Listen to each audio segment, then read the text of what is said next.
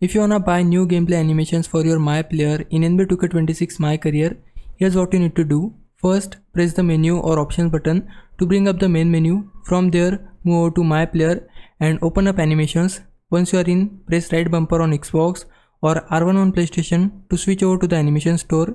Inside the store, you will see different categories like scoring moves, playmaking moves and more. Choose the one you want, for example, playmaking moves. Then you'll see things like different pass styles, dribble styles and so on. Pick the one you want to check out. Let's say pass styles. You'll see a list of available animations along with their prices. Also, make sure to check the requirements at the bottom of the screen. Some animations need certain ratings, like for example a pass accuracy of 75 or higher. If you wanna see all animations including locked and restricted, then press right stick to see them. If you find one you like, select it and hit add to cart.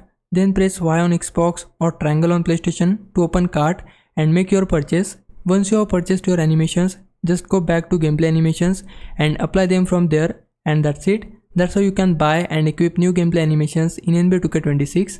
Now if I was a big help, can you like this video and subscribe my channel. For now, thanks for watching. Bye bye.